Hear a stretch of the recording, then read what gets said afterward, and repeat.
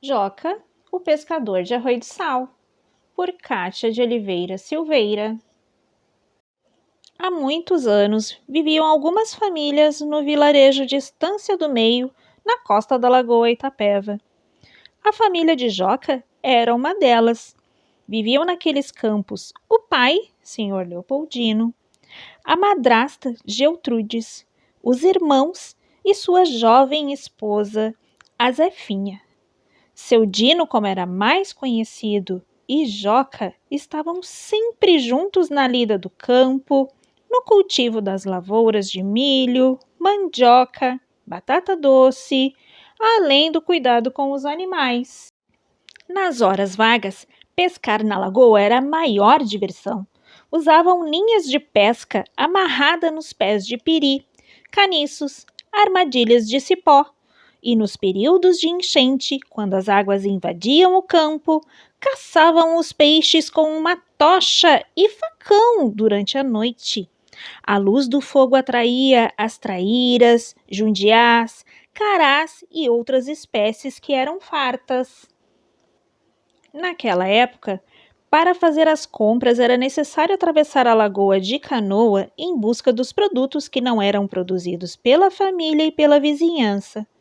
Portanto, uma vez por mês, lá ia Joca até o Porto Fagundes, em Santo Anjo, na costa do morro, negociar os produtos que a família tinha de sobra pelos que necessitava. Levavam farinha de mandioca e de milho, leitões, linguiça e queijo. Seu Dino sempre acompanhava Joca na travessia, que conduzia a canoa deslizando calmamente sobre as águas da lagoa como o pai lhe ensinara.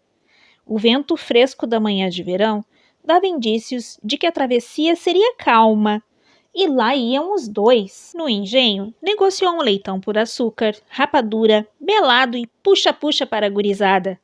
Outro leitão foi vendido em dinheiro para um morador que havia feito encomenda. Também foram até a casa da madrinha de Joca para levar uma lata de doces de presente, almoçar, trocar 3 dúzias de ovos de galinha de pescoço pelado por uma dúzia de ovos de perua que Dona Geltrudes queria, pois havia uma galinha choca. No armazém do porto, trocaram os demais produtos por arroz, tecidos de chita e linhas, sal amoníaco para as bolachas, querosene para os lampiões, pixiricas e tochas, anzóis para os caniços. Seu Dino conferiu tudo e percebeu que não pediu sal. O sal está em falta, disse o dono da venda. Ficarei lhe devendo e não tenho previsão de quando receberei. Seu Dino questionou. Não há como encomendar? Preciso fazer linguiça na próxima semana. Infelizmente, uma grande guerra está acontecendo e os navios de carga estão com receio de navegar. Por isso, os fornecedores não sabem quando que o sal vindo do Nordeste chegará aqui. Retornaram no fim da tarde. Seu Dino estava mais calado que de costume. Pai, por que o senhor está tão sério? Ora, Joca, essa guerra acontecendo e esta falta de sal. O que me preocupa mais é o sal, pois nesse mundinho de meu Deus é bem difícil a guerra chegar aqui, mas já está causando problemas. Joca pensou por algum tempo e depois disse: Pai, pensa comigo. Lá no engenho eles pegam um caldo de cana que é muito doce e fervem até virar açúcar. Se nós pegarmos a água do mar, que é bem salgada, e ferver, será que viraria sal? Seu Dino ficou surpreso com a ideia do filho e pensou que ele pudesse ter razão. Se Joca estivesse certo, ferver a água do mar para produzir sal em uma boa quantidade levaria muito tempo e seria necessário ficar na praia por alguns dias. Não fazia muito tempo que os dois foram até a beira do mar para catarem mariscos e maçambiques e tiveram que atravessar o banhado com água até o lombo do cavalo. E nas partes mais secas, as tiriricas impediam que o caminho fosse feito a pé. Para essa jornada, teriam que convencer algum vizinho a ajudá-los a atravessar o banhado. Em casa, durante a conversa, contaram tudo para Dona Geltrudes e Zefinha. Combinaram que no dia seguinte se preparariam para fazer alguns dias de acampamento na praia. E foi um dia inteiro de função.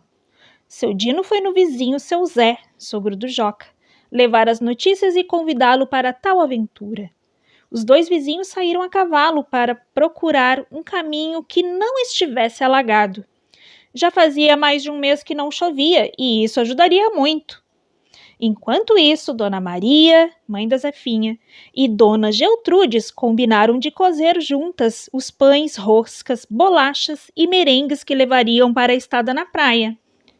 Estes pães estão deliciosos, Maria. A gurizada vai gostar, Geltrudes. No dia seguinte, ao raiar do sol, cangaram os bois, colocaram as trouxas no carro e partiram pelos campos na direção sul, contornando os 4 lagos. A viagem iniciou tranquila, mas logo que pegaram a direção ao mar, seu Dino teve que começar a cutucar os bois com a aguilhada para que mantivessem a velocidade para não atolar e falava alto com os animais. Vamos, Rochedo! Vamos, Diamante! Eira, boi! Mesmo com a seca, boa parte do caminho estava muito encharcado e o carro de boi acabou atolando até o eixo. Seu Dino gritou para o seu Zé fazer um caminho mais afastado para não atolar. Seu Zé conseguiu chegar a uma área mais seca, tirou os bois do carro e foi socorrer os amigos. Juntaram os bois pelas cangas. Todos desceram do carro no meio das tiriricas para ajudar a empurrar e ficaram com as pernas lanhadas. Depois de muito tempo e de muitos gritos de eira boi, conseguiram ir adiante. Levaram a manhã inteira para chegarem próximo da praia.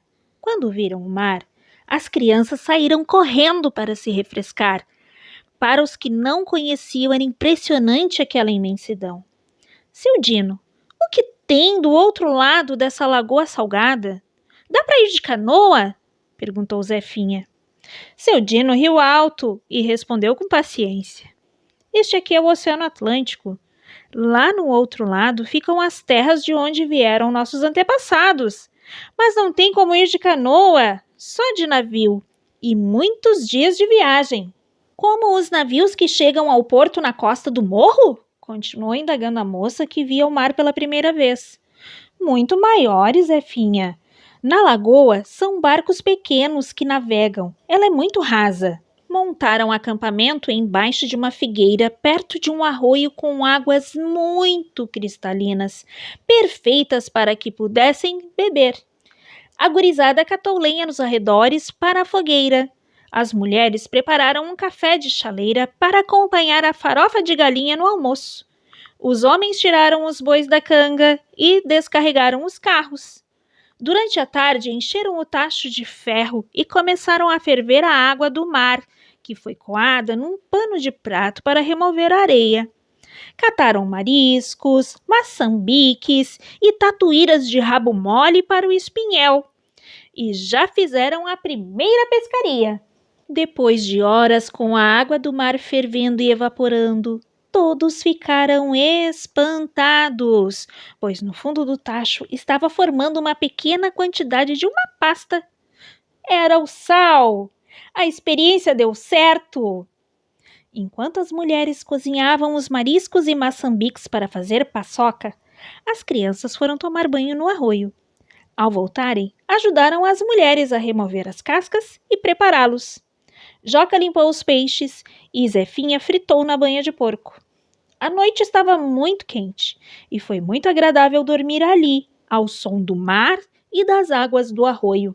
No dia seguinte cedinho, Joca trouxe mais água do mar para ser fervida, pois a quantidade de sal que conseguiram foi muito pequena e precisavam ferver muita água do mar para conseguir uma boa quantidade de sal para levar para casa. Os homens passaram o dia pescando. As mulheres iam limpando os peixes, salgando e colocando no sol para secar. Nas horas de descanso, a gurizada brincava na boca do arroio para admirar alguns animais marinhos que pareciam brincar de roda, e inclusive um papa-terra que eles teimavam em pegar a unha, mas o danado do peixinho era esperto e fugia. Naquele dia, Zefinha contou que estava grávida e Joca ficou faceiro com a novidade e passou o resto do dia cantando. Alguns dias se passaram e eles conseguiram produzir uma boa quantidade de sal que era suficiente para as duas famílias. Com o sal garantido, era hora de levantar o acampamento e voltar para casa, enfrentando o difícil caminho da volta. A história de fazer o sal na beira do arroio se espalhou pela vizinhança. Seguidamente, viam-se carros de boi passarem com a família e Joca gritava: "Aonde vão?" "Vamos para o arroio de fazer sal." Essa prática ficou comum entre os moradores da região. De tanto falarem que iriam para o arroio de fazer sal, passaram a dizer que iriam para o arroio do sal. A expressão impregnou e este ficou sendo o nome do lugar e, posteriormente, do município. Com o passar do tempo, algumas dessas famílias fixaram suas residências próximas ao arroio, iniciando a formação da cidade de Arroio do Sal. Joca e Zefinha também resolveram morar com os filhos mais próximos da praia. A família havia crescido e a vida no campo era muito difícil. Escolheram um local na beira do arroio, onde havia uma bela figueira. Ele era um grande pescador e fez dessa atividade o sustento da família. Pelas ruas de Arroio do Sal, Joca sempre era visto de chapéu, sem camisa, calças arremangadas, numa das mãos uma tarrafa, na outra o peixe. A imagem deste morador ilustre está representada no monumento que temos no centro da cidade que leva seu nome, Joca Valim, uma forma de manter viva parte da história do nosso município. Entrou por uma porta e saiu pela outra. Quem quiser, que conte outra. Esta é uma obra de ficção inspirada no contexto histórico do município de Arroio do Sal e nas muitas histórias que ouvi desde que vim trabalhar aqui. Não há relatos históricos que comprovem qual foi a família que desenvolveu a técnica rudimentar de produzir o sal.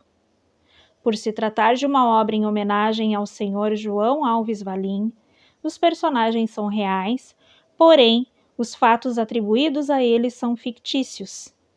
Agradeço ao seu Toninho e à Daiane, filho e neta, que não mediram esforços para conceder algumas informações. Dedico este livro aos meus alunos. Eu sou a professora Kátia de Oliveira Silveira. Nasci em Torres em 1974. Fui criada na costa da Lagoa do Jacaré. Morei em diversos lugares e, por fim, na Torre Sul, em Arroio do Sal. Sou professora da Escola Professor Dietrich e amo a minha profissão. Sou casada, mãe da Cristal e de mais 4 cães e uma gata. Foi um prazer te contar essa historinha. Então agora deixa o teu like e te inscreve no canal. Até a próxima história!